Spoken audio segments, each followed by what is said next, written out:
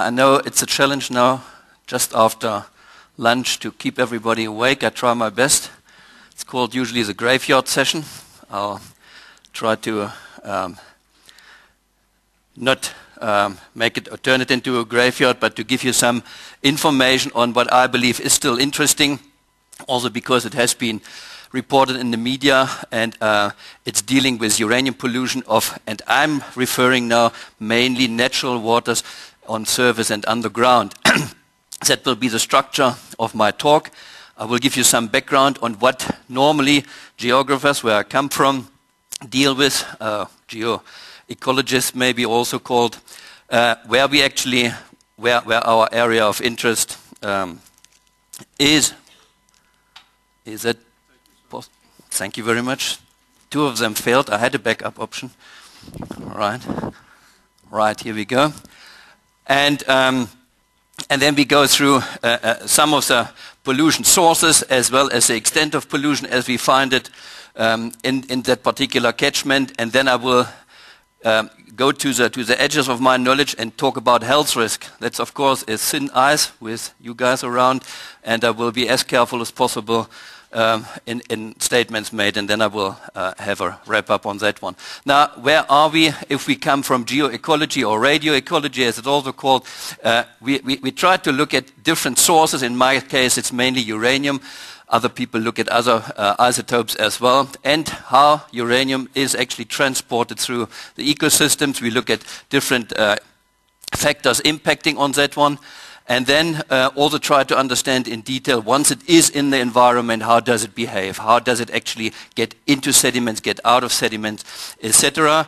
And here about is at limit of my knowledge. Then the biological membrane kicks in, and we have to understand how uranium enters the body, how it behaves in the body. That is all done by medical experts most of the time, who have elaborate models, for example, on biokinetics as uranium is behaving in our body or in animals and plants for that matter. Now, I see there is something cut off, and that in this particular case it's crucial to see. Here it's not as bad, and that's a health effect, because after all, our research is about linking sources in the environment to those health effects, and that is a difficult task sometimes, and I must stress that I'm in this abiotic part rather, but to have this total link, that is after all what the research is about.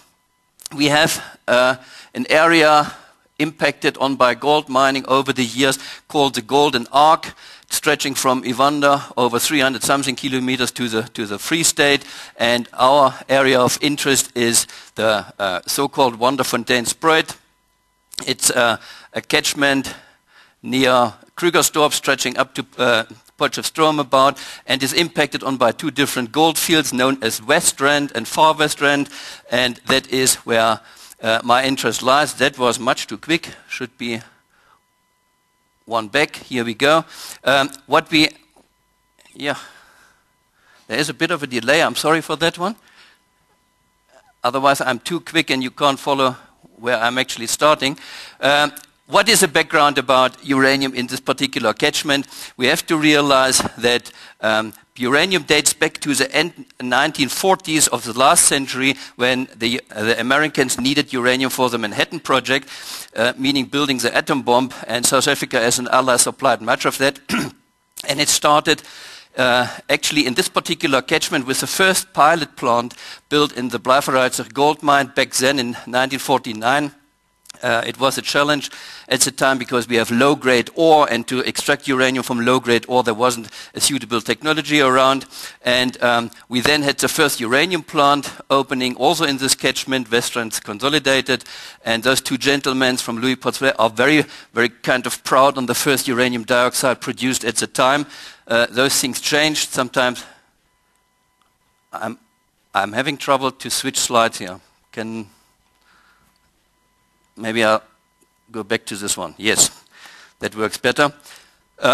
We have now also the largest continuous producer of uranium oxide being in this catchment. So it's a number of superlatives here collected. That is NAFCO, Nuclear Fuels Corporation of South Africa, with a total of 240,000 tons produced. They are by now the largest producer. And what you see here, it is recent developments pertaining to uranium mining, mainly from slimestones, which are in response to an increase in the price of uranium on the world market. At the time, we had a 10 times increase from 2003 to 2007. By now, that went down a bit, but all those actions are actually triggered by what is now known as a third uranium renaissance. And important for our question is now, in this particular, that all those yellow areas or gold mines, at one stage 10 gold mines actually as a byproduct of gold produced also uranium. That's important. To get the bigger political picture, one needs to realize that South Africa did embark on a nuclear expansion program. Also, we actually now scrapped the PMBR model. We are no longer going this route. We are still on a way of kind of using nuclear fuel as a future energy supply, even if we supply to other nations, and the uranium consequently was declared a strategic mineral. Now what I want to show you is on the problems associated with possibly uranium getting out of mining lease areas into the environment. That's an old one, and it was first mentioned in the 1967 study, not mentioned, investigated, mentioned it was earlier. Which kind of set off a whole string of studies up to this date, where we have a total by now I think it's more than 50 studies focusing on some or other aspect of radioactive pollution.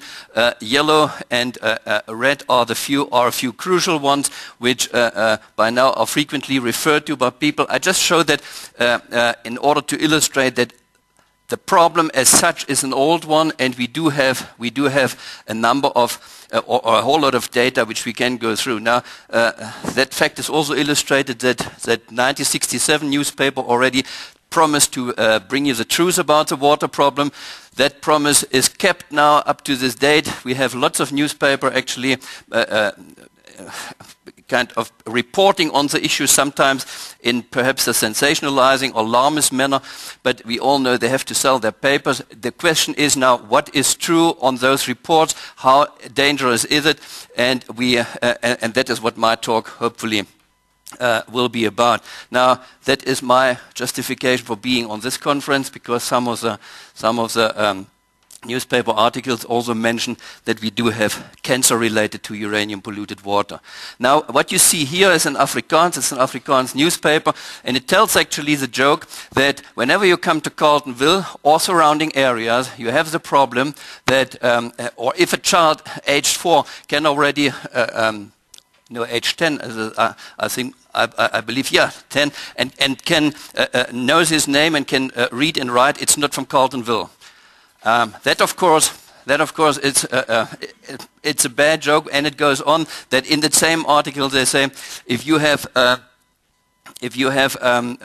children which go further than Grad 4, meaning it's now standard 6 or something like that, then it's also an exception in this area. What it alludes to, and that is the interesting part, is at times when I heard those kind of rumors the first time, it was related that we have mentally impaired children because we have polluted water. I've never heard to this stage on any link like that, especially uranium. At the time when I came to South Africa, that was 1999, wasn't known to affect the brain at all. So that is something I thought that is part of maybe an exaggeration, and we will have maybe something to discuss about later.